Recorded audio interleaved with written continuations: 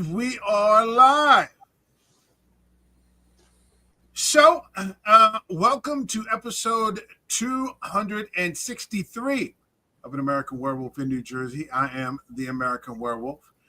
In the house tonight, we've got Uncle Duke saying, what the fuck are we doing in the desert? That's a legitimate question. Help. We need help. And we've got John K. Alvarez here in Bat Country. We can't stop here. He needs that fly swatter. You gotta get that swatter out. On the advice of my lawyer, we keep moving. Yeah, that's exactly right. Yeah. So, I was saying before we went on, I think only Terry Gilliam could have directed this film. And we're talking about Fear and Loathing in Las Vegas. Mm-hmm. So if you're ready to go, shall we get it going? Get in.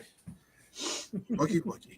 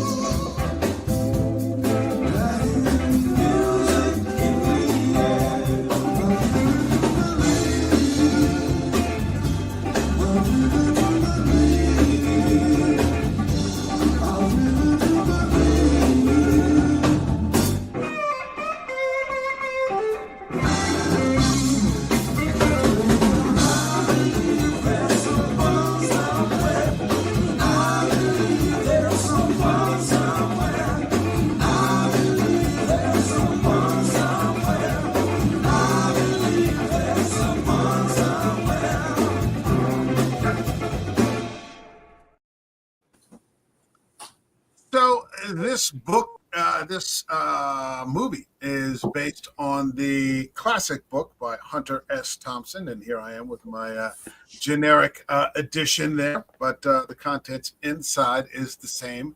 I hadn't seen this movie probably in close to 20 years, and so I just watched it actually I started watching it last night. I watched a little bit before. I watched the whole thing before we went on, probably finished about 20 after 7. Let's go around. Uncle Duke, give me your quick response to this film. What did you think? There's no way to be quick about this thing. I love Hunter S. Thompson. Like we were saying off camera, I've pretty much read every word he's ever written, and almost every word that's ever been written about him I've read. I've been obsessed with him since college when I first read Hell's Angels. And, it was like a dream come true to see this movie when I saw it in the theaters. I couldn't wait to see it. No one thought it could be done. And I'm a huge Terry Gilliam fan as well. He's done so many great movies, so I knew it was going to be good, So, yeah, there's nothing bad I can say about this film. Every aspect of it, every frame is precious to me. All right. John, with your experience in Bat Country, what do you think? I was lucky enough to first time see this when it came out in a rather large movie theater in Shawnee, Pennsylvania, of all places. I was up doing a show up in a little playhouse up there, and it was me and a bunch of actors because there was nothing else to do if we weren't performing, so we went to the movies a lot. And in a span of like 3 weeks, we saw, in order, Armageddon, Mulan, Truman Show, and then Fear and Loathing. Fear and Loathing was the only one we didn't talk about for a good 10, 15 minutes after the movie was over. And as I put it, well, It's good to know they can actually put a good drug trip on film finally. And that's exactly how I felt it was. I'm not as excited as Uncle Duke is, because I read the book several times and I loved the book to the very end. And it was funny because I found a documentary where Terry Gilliam was talking about it too. It kind of just dropped off a little bit for me at the end.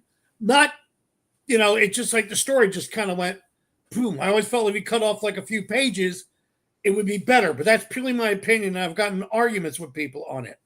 Well, one of the things that I love that Terry Gilliam did was that he stuck to the movie. That by the end of the movie, I was sitting there feeling like I just went through an ordeal, and in a good sense. But by when it was over, I was like, excuse my language, I was like, fuck, because he nailed it right. Yeah. In my opinion. It's hard to write. It's hard to put that book into a movie because you can't take it and turning it into a plot. It's more like just and there was observation after observation. It's hard to turn it into. There were something so many other people. than what the book is. So many people tried to. Martin Scorsese tried to. Yeah, at one point in time. I'm trying to remember who else. There was another playwright. They asked Quentin Tarantino, and he said no. Yeah. He said, Yeah, but it was amazing because especially how they wrote this script and everything else. And at the end, I felt like it was at the end of the book. I was sad, really. That's kind of what the book is about, though. I know, but that's the point. Make it a little sad. Well, you didn't read it right. I'm like, yeah, actually, I read it rather well, and I felt the same way about the movie.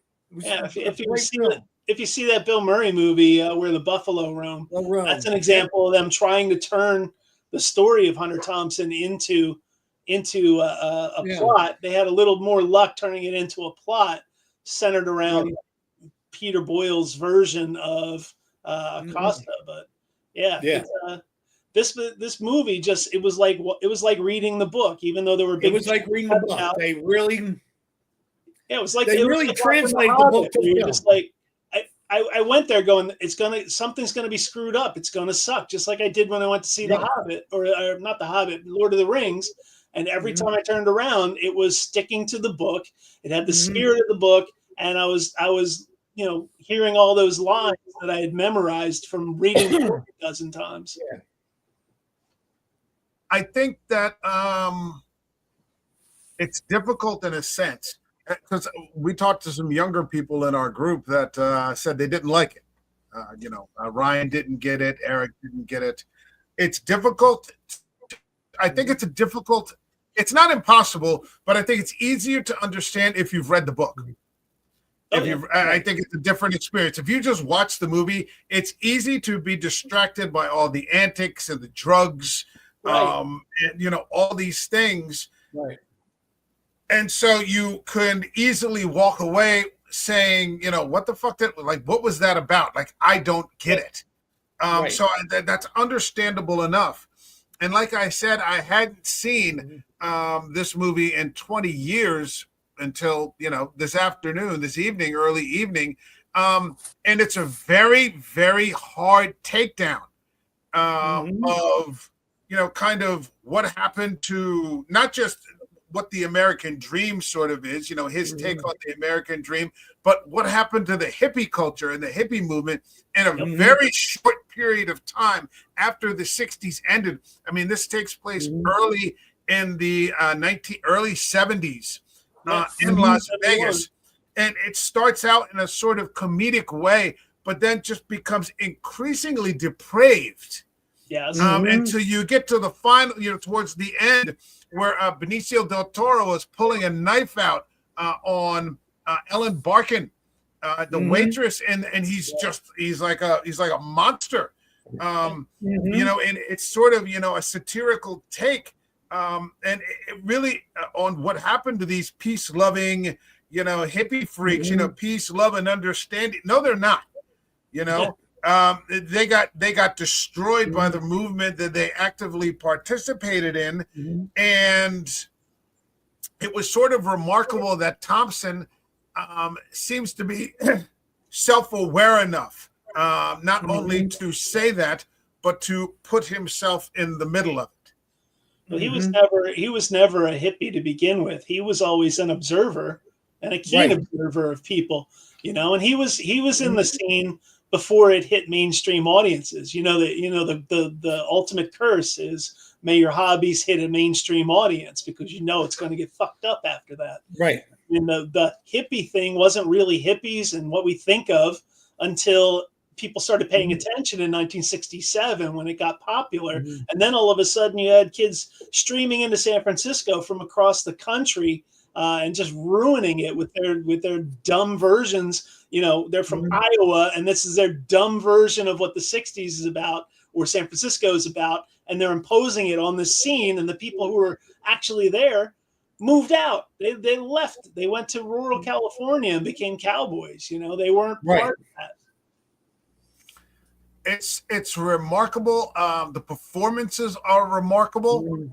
Depp really like acts his ass off. Yeah. Benicio del Toro is somehow like a werewolf but coherent at the same time. Right. I mean, there are just so many cameos in Right. this film of just like high quality people. I mean, Thompson's in it himself, but he has a non-speaking part. Penn Jillette, Lyle Lovett, Yeah. Flea, Gary Busey, Ellen Barkin, Toby Maguire. Toby Maguire is great in this. Mhm. It's He such a good probably, job as the hitchhiker. That was He amazing. was I didn't hysterical. recognize him Yeah. at first when I saw the movie. yeah. Cameron Diaz is in it for like 5 minutes, and this was like peak Mhm. Cameron Diaz in the late '90s. So Yeah. she was like Mhm. as hot as it gets. Christopher Maloney is that the Yes. hotel clerk at Yeah. the district attorney who's getting chewed out by that one cop. Right. Harry Dean Stanton, and then Christina Ricci. I mean, who I actually want to talk about a little bit because that's Mhm. when you really start to notice that things have gone bad. Yeah. Right. Like, yeah, it's gone bad. Like this is, Mhm. but I mean, is it possible that we are the last generation of people who could like sort of relate to this story? The Gen X generation, are the younger people, is this sort of film just going to be forgotten about, these writings forgotten about, or is the fan base just going to shrink to a very small group of younger people who sort of, oh my God, I just read this book, and it's going to stay small? The cultural significance, is it going to shrink? I don't know, Mike. I mean, I know you don't dig on the jam band scene at all, but every Fish fan I know who's younger than me has read these books. Okay. Who knows if they appreciate them for the literary genius that they are, or if they're reading them just to read about some guy doing a bunch of drugs. But they're being read by the younger generation. There's also a friend of mine who's an English teacher who is using it to describe, as he said, there were books that were written about certain that of history, and he said Hunter S. Thompson captured a point of history Yeah. in some of his writings and he would explain the times that were around them to his students, so they had an idea and would allow them to open up the discussion about what did he mean by this and things like that, which is what he wants them to do. He wants them to question what it was like, because he said he was the first one I heard turn around. He said sometimes a history book can be boring. I never found it boring, but he said he always found, some people find it boring. So here's something that's from that same time we're covering, Right. as how he likes to approach it. Well, And I think that could actually be for lack of a better term, a revival of it. Yeah. I find it that everyone wants to revive the music and the clothes and what have you, but what about the moments that happened? Well, that's the beauty of historic fiction. Like, you could read Right. all the facts and figures in the world, and internalize them. But until you read something where it comes to life, Right. it won't really mean anything. But if you read something like Shogun or, I don't know, Anne Rice's book about younger Jesus, these books that are just facts or, just stories become real when you see them played out, even if there are things added to it that aren't necessarily the whole truth or whatnot. It comes from a unique and I think singular perspective, though. it's a social commentary through the lens of a binge, of just like a drug binge. You know, it's not like some sad leaving Las Vegas thing. It's just this feral. I mean, it starts out feral. And you're like, oh, this is fucked up. You know, you can see him talking, about the trip to Vegas, and Benicio del Toro is just like, as your attorney, I think you should rent a very fast car with no top. It's just like loaded with bad advice. And they're, on the highway, and the bats start attacking. So you're already in like some sort of like hallucinogenic frenzy. And visually. Let's talk about the visuals for a second. They're pretty damn good. Yeah. This is 1998, so you're talking 27 years ago. And I mean, you're like, I just watched this afternoon. I'm like, yeah, this is holding up. This is holding up really well. Holding very well. It was amazing to me. There's this very simple scene where it's Benicio del Toro and Johnny Depp are walking down a hallway.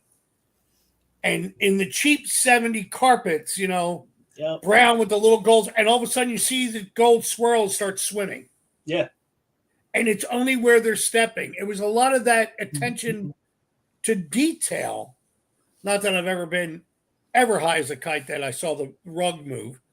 But, the point about it is, though, is the way they really... Terry Gilliam, I'm trying to remember the other guy who wrote it with him, because it's the third guy who got credit for it, but he gave a little bit of writing. Tony Grassoni. Yeah, Tony Grassoni. It was Gilliam Grassoni. They wrote this script in initially 5 days, read it, thought it sucked, and rewrote it in 2 days. So they did it in 8 days. They broke the book down because the studio was trying to get it made. Right. And the way they did it was that they were smart enough to say, Hunter gave us the story. Let's just see if we can translate it. And I loved that. I really did. A lot of people would try to put their own interpretation on it, and they didn't. They went with what he was saying. Yeah. And that takes a lot of balls, man. Especially for a book like that. Well, same thing happened with Lord of the Rings, They kept trying to make him do something different or more speaking to the times, and he was like, no, we have the book. Let's do the book. We have the book, yeah. He stuck to his guns with that, and it turned out to be one of the greatest trilogies ever. Same thing with this movie. If you try to put your own spin in whatever time you're in, you're really going to ruin it. You got to stay free of that and go with the source material and bring that to life as best you can. There's a documentary. I don't know if it's on this DVD, but there's a documentary about the making of this film and how Hunter, there was initially another director, and I can't remember who it was. And Hunter just fucking hated his ideas and like what he wanted to do. Right. And he wanted to bring animation in, and like that scene where he's talking about the high water mark where the wave rolled back, and like Hunter's getting washed away in the wave. And like Hunter's like screaming at this guy and cursing him. You're fucking up. This is like one of the best things I've ever read. And you're fucking it up with a bunch of cartoons. Like, what the fuck is your problem? And the guy eventually just, it's too, he just left. And then they bring in Gilliam. But I mean, it's interesting. What is the story about? There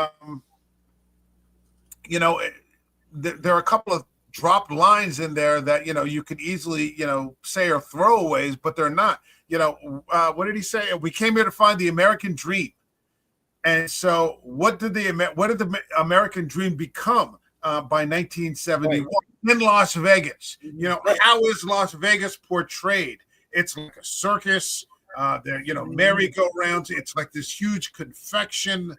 They're always finding the dirty underbelly of this shiny thing of Las Vegas. And in 1971, Las Vegas was the place to be, really. It had just become, just starting to come into its own. And those guys went there and saw all the seedy underbelly. I love the scene where, he's walking through the casino at 5 a.m. going, who are all these faces still dry humping the American dream, Hoping to get that one big hit. Yep. 4:30 in the morning on a Sunday morning, hoping to hit it rich, and he puts down the $20 at the roulette wheel.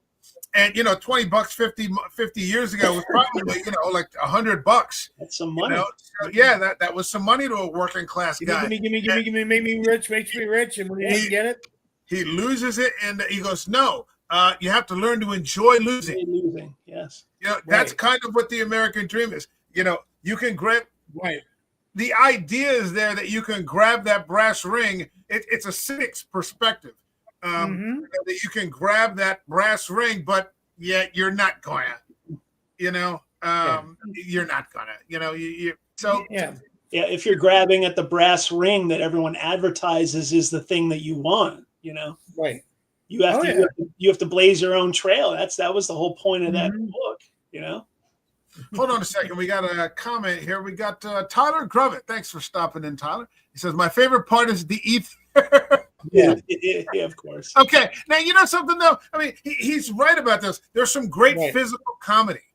Yes. Oh, God, yeah. Great. Because when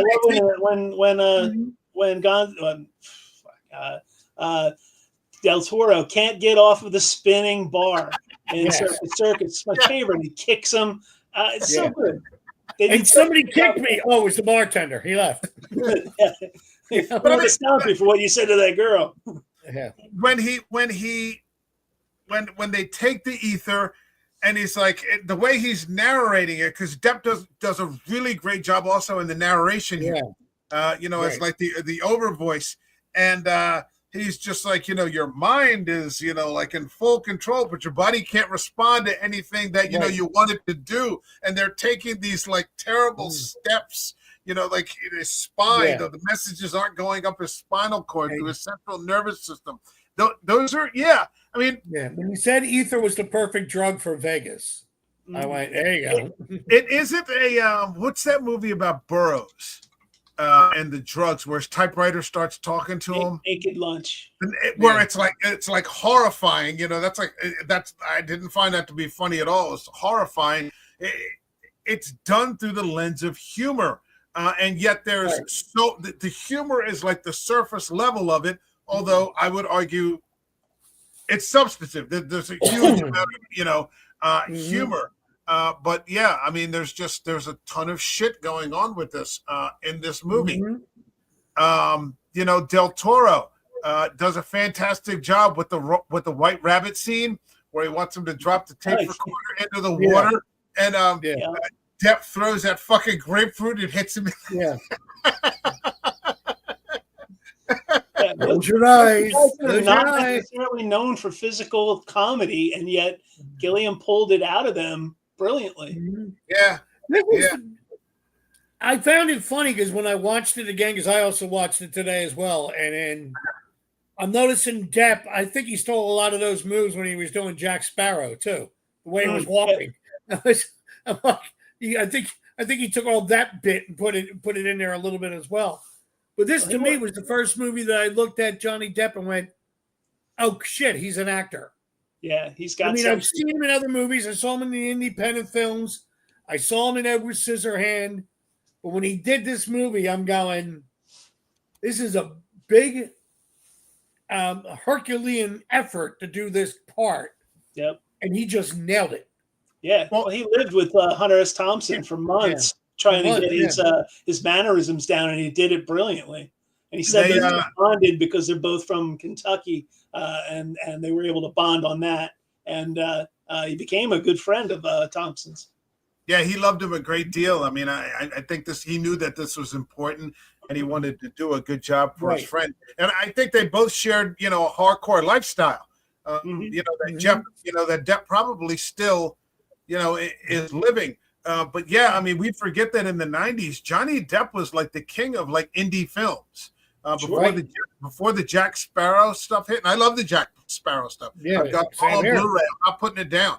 But it was just like one role, and then he just picked something completely different, and then the next thing would be completely different, and you know, it'd be comedy to drama to horror to, you know, he'd go from like this to like From Hell, where he's playing in Aberline during the Jack the Ripper, or like The Ninth Gate, or to Jarmusch movie Dead Man. I mean, Did you hear that Bill Murray called him after the movie came out? No. Bill no, Murray played the Hunter S. Thompson-esque type character where the buffalo roams. He called him up and said, do something completely opposite or you're going to get stuck in that type character. Mm. He said, really go. And the next thing he picked was the Ninth Gate, which was the exact opposite. But Bill Murray called him up. He said, he goes, everybody from that point on for the early part of my career wanted me to do that type of character after that. And he said, Johnny Depp said, it was a nice little documentary. It's on John Depp. He just called me up out of the blue and said, hi, it's Bill Murray. I saw you, loved you in the role and everything. Let me give you a bit of advice. And I was like, wow, all right. That'd be pretty Too cool. bad he didn't do that after the Jack Sparrow stuff because he seems to have shades of Jack Sparrow in everything now. Yeah. I'd love to see him go back on. He's doing small things now, isn't he? Almost like at the Mel Gibson level. I think the trial hurt his career. He doesn't seem to be landing major roles or anything like that.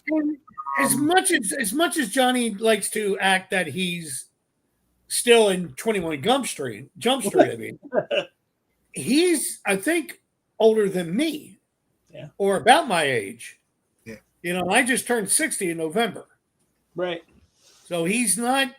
I don't want to say he's not a spring chicken, but he's not a spring chicken. No, he's not. You know, no, he's not. How old was he when he made that slasher film, Nightmare on Elm Street? that was before Jump Street. He was about 21, 22. 21. Right. I was like 10, 12, something like that. Hold on. Hold on. See how old he is. He is 61. So he was born in 63. So he was about 21 during Elm Street. He would have been about 35 when he did this. Right. 35. Which is the perfect age to do it. Yeah. You know? Yeah. Hold on a second. Tyler is back. He said, I've never read the book, but Johnny Depp and Del Toro just make the physical aspects and movements and vocals down. Yeah. You're doing it wrong, Tyler. Read the book. Yeah. If you can, man, I guarantee you can find a used copy of this for like $1 on Amazon. And it is just a fantastic read.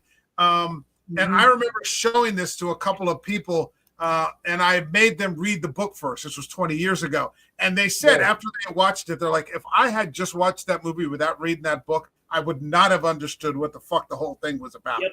So, get a used copy on Amazon and treat yourself. It's not a difficult book to read. You can probably finish it in a couple of days. It's literally 2 magazine articles put back to back, and that made the book. Hold on a second. Let me find out real quick how. I'll find it out. Okay, guys, carry on with the conversation. Go right ahead. All I got to say, Terry Gilliam's the best person to do this visually. You would think Tim Burton might be the guy, but Tim Burton doesn't have the comedy aspect of it. I don't think Tim Burton's extremely funny in and of himself, and he's never been able to pull that off. But Gilliam has a similar visual style, that absurdist sort of everything is sort of tilted and off key, and the colors are weird, and it puts you in a weird place, just like Brazil. And even the tricks that he had to do. I mean, he always looks at the world with an askewed eye. Yeah. And all right, excuse me for the name drop for a second, but the one movie I got to work as an extra on for about 2 weeks was 12 Monkeys. Oh, yeah. You know, I got to watch some of the stuff that he did and move. Being somebody who was just obnoxiously curious of what he was doing camera angles and this and getting tight. He was such a, you would think he was laid back and everything else about it, and he wasn't very uptight or what have you, but God damn it, he knew exactly what he wanted. Heck yeah. I mean, that's when he called me because of the outfit that I was wearing. I was running in late, and he told me to keep it because he looked like a guy who didn't want to be in an airplane. And he called me disheveled man, and for 2 weeks, that's what everybody called me. Somebody get disheveled man over here, because I was in a suit and the tie was askewed. And, because I was running late, and he's like, keep that. But that's the look that, he has such a great dead eye. Yes. And this thing where he was talking about, they were talking about like in the one scene where the extras were in the casino gambling, the casino made them gamble. They had to use money to gamble so they would make money at it. He was talking about how difficult it was to get this movie made. And it was funny because I saw the documentary before I rewatched it, and I'm going, God damn, now I appreciate this movie a lot more than I did before. It's so weird with Gilliam. He's such a revered and brilliant filmmaker, and it seems like all his movies come together on shoestrings and gum. And I never forgive that Man of La Mancha movie from failing, because that would have been something that was just brilliant. Did you ever see the documentary? They're ready to do it. Did he do Man from La Mancha? He Johnny tried. Depp was Don Quixote. Yeah. And he was trying to do it, and he ran out of money. So he turned it into a documentary. Yeah, about how hard it was to make the movie. And who ended up directing La Mancha then? Who ended up directing the old Nobody. version? It never got done. Yeah, that particular version of it never got done. The scenes in the documentary that he had completed were so great. Yeah. And Depp did a great job, I thought, as Quixote. Yeah. It got to the point when I saw it, I was like, God damn it. If I had money, I would start a GoFundMe page for him to finish the movie. Yeah. He has such an interesting look. I mean, one of my favorite movies of all time is The Fisher King. Yes. And that scene where Robin Williams is walking through Central Station and all of a sudden everybody starts waltzing. Yeah. Because that's how he sees it. I'm like, I remember wiping tears away from my eyes, and friends of mine are going, why are you crying up? And I'm like, why aren't you? Yeah. Why aren't you getting this? Because people get distracted by the visuals. It's same thing with this movie, Fear and Loathing. People get so distracted by the physical comedy and the fact that they're doing drugs that they miss all of Depp's talking. And it's really, he's just pulling off all these fantastic lines from the book that are brilliant. And you take them for granted because you're all into like, oh, it's the drug trip. You're into the visuals. Yeah, you're into the visuals. That's why you should be reading the book first if you get the opportunity. Tyler, I see you're in Canada, but I put the American Amazon link there for Fear and Loathing if you can get a copy. There are new copies there for $9.98 in the US. Put the CA on there. Huh? I said he knows how to put the CA on there. Yeah. He knows what to do. I mean, geez. At what point do you think the movie starts to turn? Right at the end of the scene where he goes to Baker and decides to turn around. Right. That's always been the turning point in the book too, and they pull it off. The tone shifts. It's very subtle at first, but the tone shifts. The first half is very funny and a little bit light, even though he's pulling this burn on the Mint Hotel. It still has an overall lighter nature to it. But when he goes back and he goes to the district attorney's conference, it turns fucking sour and it's intentionally like really dark because it's almost like, our first half of our trip was the American dream, the happy part, because we could get paid to go to Vegas and have a fun time. But the second half, we're going back and we have to face these realities of what the world is like. Right. And he's, a drug guy in the middle of all these district attorneys from like Alabama and Iowa and Nebraska, knowing that they don't know what the fuck is going on. Mm-hmm. Yeah, the cops are completely, or to try and fight. It's weird, because you can tell that Thompson has created caricatures. Whether it be of the police, and Gary Busey, of course, is like, just the perfect fucking, abusive cop who starts out trying to tell him pull over at the rest stop, and then, it sort of turns it on him at the end. He just turns abusive. But yeah, I mean, even though the cops the caricature that he made of himself, like that was his whole literary device, was to make things caricatures because they become more real in a way.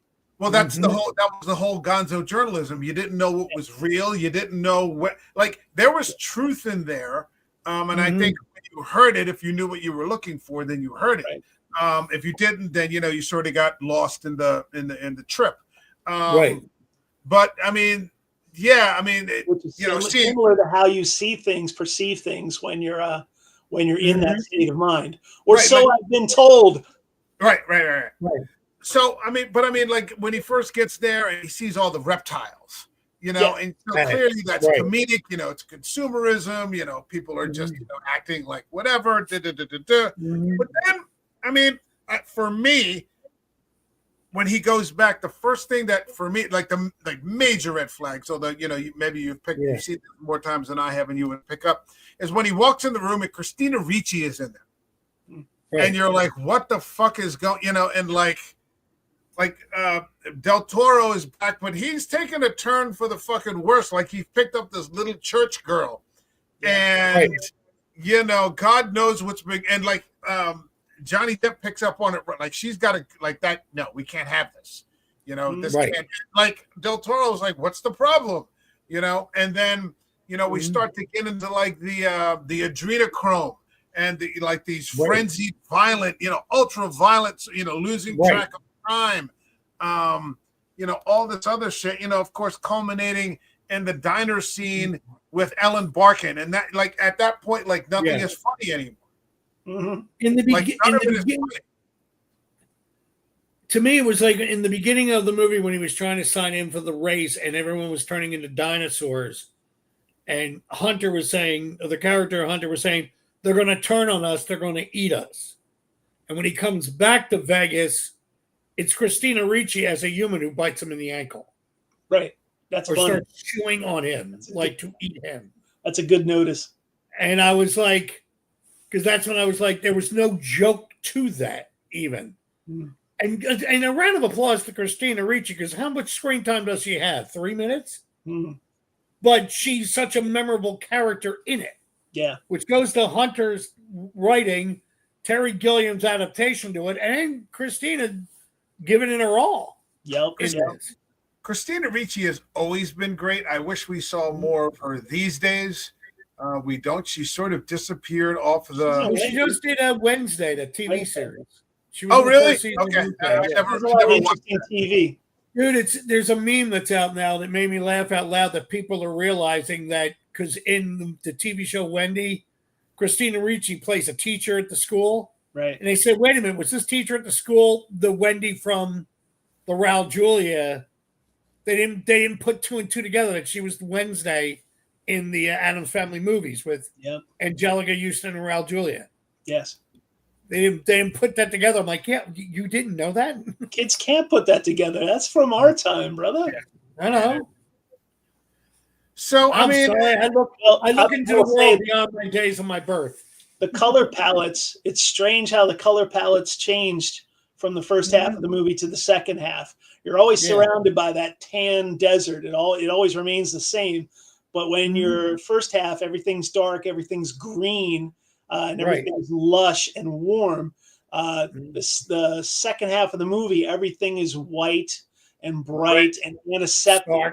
Yeah. And that's really like again, the visuals creating that feeling inside of you of something's not right. The second half, everything's slightly askew. It's not necessarily a Dutch angle, but it's not straight on either. And as the scenes went on, when he was losing time, the room started getting a little smaller. It was started becoming more claustrophobic, which I thought was great. Yep. Giving you that paranoid feeling, because at first when he starts doing the adrenochrome, the room is like a long hallway, and then when he's paranoid, it's like this little box. Yep. Yeah, dude. Good call for the yellow sunglasses. Got to give credit to the costuming here too. The costumes, the attire was right on the money for 71. Yes. Styles. Could not have been better. I cannot say a bad thing about this flick. The hippie culture definitely fell and became a bunch of depraved fucking freaks. And I think that was part of the point here. It wasn't just that the American dream was sort of this illusory thing, this bright, shiny thing. It was also that the people that at one point, not so long ago, who thought that they were morally superior, actually turned out to be the most depraved of everybody, and it took a very short period of time for that fall to occur. The last line of the film, it says after he drops off Del Toro at the airport, and he says, "We're all wired into a survival trip now. No more the speed that fueled the '60s." That was the fatal flaw in Tim Leary's trip. He crashed around America selling consciousness expansion without ever giving a thought to the grim realities that were lying in wait for all those people who took him seriously. All those pathetically eager acid freaks who thought they could buy peace and understanding for $3 a hit. He goes, but their loss and failure is ours too. What Leary took down with him was the central illusion of a whole lifestyle that he helped create. A generation of permanent cripples who never understood the essential old mystic fallacy of the acid culture, the desperate assumption that someone, or at least some force, is tending the light at the end of the tunnel. Yeah. Which is a great line. Thank God for Hunter S. Thompson. At my most hippie-ish, deadheadish thing, I was reading that book and developed a cynical eye for what was going on. Even in 87, 88, 89, same shit was recycling itself. But it would take someone. Go ahead, Mike. Go ahead, Michael. I was just going to say, and again, to have the self-awareness to throw himself in the center of that. Yeah. You know, he's not like the war correspondent just snapping pictures, you know, and, you know, suddenly they become jaded. He's the central star of the story. Right. You know, I just think that's fantastic. And I think that's what works too. He's not jaded. He's genuinely sad. Because he saw what was happening. You know, he was seeing what, and was, you know, was wrapped up in it. Now when he sees when it's over, he pities them. Mm-hmm. He's not really judging them, which I kind of liked. And even in this movie, the character that played, there was no judgment. It was just observance type deal, and willing to politely say, you know, a good example of it is the diner scene at the very end when everything was sorry, and Depp went to walk out with something, and he came back and brought back the plate of food. Throughout the whole movie, he was taking stuff, and he brought it back and just said, "Mouth sorry," and walked out. I think that was beautiful. It was conscious. Jiminy Cricket. Yeah, he may have been the only person. Yeah, that small bit of conscience that, you know, this has gone too far. You know, and the irony of it was the studio wanted that cleaned up or made happy, and Terry Gilliam was like, "No, that's the worst thing to do with it." Yeah, that's a very important part of the film because that's the bottom. That's the bottom. You know, it's just yeah, and then it tries to go back to, you know, capturing the comedy because the music starts to ramp up again as he's trying to get him to the airport, but by then, you know, you've lost the flavor for it, and you're like, "This is fucked up." Like this is just fucked. Right. I always find hope in the last scene where he's driving back to California again, going into obscurity, where that feeling from the beginning of the film starts to creep back. It's like, yeah, you've had this horrible experience, you've learned your lesson, but now you're going back and trying to get your confidence back and trying to recapture something or do something more. I always found it weird that after this experience, he tried to go mainstream, or at least as mainstream as he was able to, and covered an entire election, which broke his heart again. You know, so it's like being in love. You get your heart broken, you get back into it, and you're heartbroken again. You know, and that's been his career. Is every time that he tries to go back into society and look at it, it breaks his heart again. That heartbreak. That's an excellent descriptor of kind of what this story is about. There's a lot there, man. This is one of those things you could probably talk about for an extraordinarily long period of time. You know, between the visuals and the acting and the cameos and it's just I mean, and when you hear people talk about the movie and the book, or especially the book, I felt they all talked about, for lack of a better term, please forgive me for not coming up with a better one, but the cool scenes in the beginning of the movie. I'm like, did you finish to the end? This is what he was trying to, you know, and this is why, to me, which makes the movie redeeming.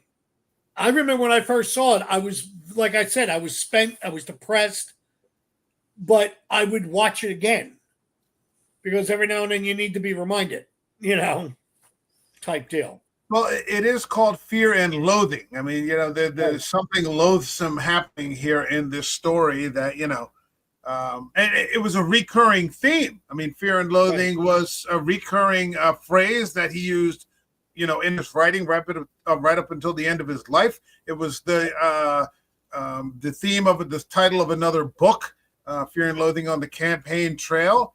I mean, in his mind, and maybe he had become a permanent cynic. He just had to, I think he had developed this, cemented idea maybe of what, was really there underneath everything. It was all kind of ugly. Well, of course he did. And it wasn't, he didn't develop enough of a defense mechanism, I guess, or a hope in the end that he wound up offing himself.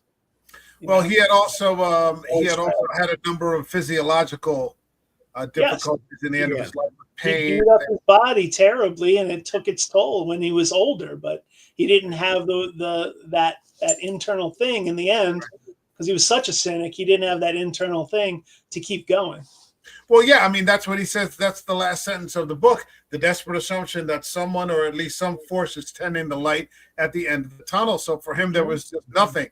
Right. It was a little nihilistic. Right.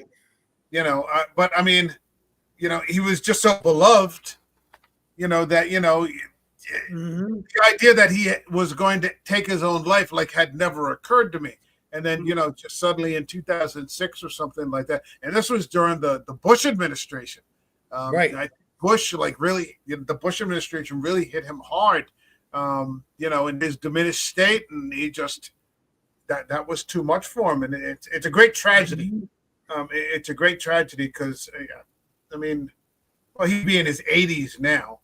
Right. But, I'd still love to, because if you see interviews with him, he'd be on Charlie Rose. He was clearly a little tweak still, but extremely bright. A smart man. Yeah, smart man, and he had a special insight in things that was different than I think a lot of other people. And back then there were all these sort of gonzo imitators, basically, that probably all ended up in rehab. Because it wasn't something to imitate, it wasn't, that was just him. Yeah, that was his line. I don't encourage drug use, but for me, it seems to have worked out. Right. Mm-hmm. Exactly. All right. Is there anything? I mean, we can go on forever if we wanted to go into it sequence by sequence. But are there any major points in the film you'd like to discuss? No, I just want to showing up paraphernalia that we have not gotten into that you'd like to address. To give one shout out, and especially for this, because for years, I used to tell people one of my favorite soundtracks of a movie in the past 30 years was Forrest Gump, because it covered from Hound Dog all the way to the 70s. I forgot how good this score was in this movie. The songs that they picked, from Tom Jones to Debbie Reynolds to Jefferson Airplane it was just the music that was flowing in and flowing out. Different styles of Americana type music, or American music at the time. I felt like I was listening to the cool AM radio station back in the day, when they were playing music at the time. Not like an FM station, but it was, the soundtrack was, I sat there, was spot on. Even when they were in the circus, or when they were doing the people with the high wire where they delivered the baby in the one scene and stuff like that, all that music was perfectly chosen. Yep. For this. To set the I will say, right before this movie came out, there was an all-star sort of audio book made of Fear and Loathing with a lot of stars, and Harry Dean Stanton was playing Hunter S. Thompson on this. So I found it funny when the movie came out that he was playing the judge that was hammering Yeah. the coconuts and saying, castration. That was a pretty cool nod to that. But if you can find it, you can probably find it for 99 cents on Amazon. It's just Fear and Loathing in Las Vegas, the album. It has the entire story read and acted out. It's fantastic. If you can't read, listen to that. Oh, thank you, because I can't read. Maybe next year. Maybe next year. All right, let's get to the part in the stream where we rate the film. This channel has a rating system that goes from 0 to 5 up by halves. So 0, 0.5, 1, 1.5, all the way to 5. So 0, for example, would be I'd rather hit myself in the balls with a roofing hammer rather than watch this movie again, all the way to 5, which is this is the journey, this is the destination, this is why I watch films in the first place. Uncle Duke, what would you give Terry Gilliam's Fear and Loathing in Las Vegas? I'm gonna quote Dave Chappelle: 1, 2, 3, 4, 5. I will watch this movie again tomorrow if I have a chance. It is brilliant. All right, I can't argue with a 5. John K. Alvarez, what do you got for us? I don't know. I've been debating it the whole time that we were talking and everything else, but after hearing what I said from it, not excluding everything that everybody else has said, but I was surprised at myself. I'm going, holy shit, John, you really like this a lot more than you thought, even though it makes me depressed. So yeah, I'll give it a 5. Okay. I'll give it a 5 on that, only because of the fact that that it made me feel sad it reached the destination. Okay. All right. It is Criterion Collection after all, and they don't just pick everything. You don't see Freddy versus Jason Criterion Collection, so probably a good sign. But you will in a year. I certainly hope not. For me, I'm going to go with a 5. I'm going to say that, as I've said before, this is the first time I've watched it probably in more than 20 years, actually. For me, it's taken a bit of maturity to fully appreciate what he was actually trying to say, which I probably didn't get. I mean, you can see when, he's talking in the hotel room and, he's having the somber moment and his famous line about the wave breaking. And then, at the end where, he talks about, the 60s produced a generation of permanent cripples that are now in their 70s. And, there's some truth to that, that crippled, that brokenness has not really gone away. Go to any dead cover band gig anywhere in the country and you'll see a few. Yeah. But I mean, to watch it today and to fully really get it, maybe it's because I'm more clear-headed than I was 25 years ago. You're like, wow, this is deep and meaningful. It's literature, it's cinema. So yeah, I'm going with a 5. Mm-hmm. All right, Uncle Duke, anything you need to plug? I got nothing to plug right now. Well, maybe listen to my high school's radio station that I manage. It is WCHS, available on iHeartRadio, Live 365, and the TuneIn app. All right. John K. Alvarez, anything? Absolutely nothing this week. Zip, zero, nada. Okay. Last weekend it was just a full weekend. I ended up going to WWE SmackDown, and then Saturday I was running around all day. I had to get a car, and then Sunday I was so exhausted by the time that I didn't catch any movies. But we had talked about a movie that I wanted to see, and I'm going to catch it this weekend. The Rule of Jenny Penn, which is going to be that horror movie with John Lithgow and Jeffrey Rush. That takes place in that nursing home, and it just looks terrifying and fantastic, and I can't wait to get to that. So I'll have a review up for that next week. or I'll have a review up for that this weekend. Sunday, I will drop my weekend updates for box office numbers, because that's what I'm doing these days. Every Sunday, I put out a video of box office numbers. And then next week, for a film, would you bunch of fuckers consider coming back for The Rum Diary? Sure. All right. Absolutely. Yeah. I like rum. Yeah. Well, who doesn't like rum? And who doesn't like Puerto Rico? And who doesn't like kicking off the Johnny Depp Amber Heard phase existence? Because that also is where this whole fucking thing started. And she was actually really great in there. Aaron Eckhart, Giovanni Ribisi. Hold on, we got Crazy Town here. What's happening? Wine. Going with 5 out of 6. So he's got a rating system that goes to 6. So 5 out of 6. Like it goes to 11. That is it. Ludicrous speed. All right, so we will be back next week for The Rum Diary. And I'm looking forward to that because that is just a fantastic and fun movie. It's a little more grounded. But again, Hunter S. Thompson always going to the underbelly in this tropical paradise. He's going to find out where the mud is. All right, that's the video. Thank you, everybody, for stopping in. Thanks for everybody in the chat. Hold on a second. What happened here? Thanks to Tyler and Crazy Town for stopping in. Thanks for everybody there in the chat. We will see you all in the next video. All right, take care, everyone. God bless you. Bye-bye. Hey, everybody. This is the American Werewolf. Thanks for stopping by.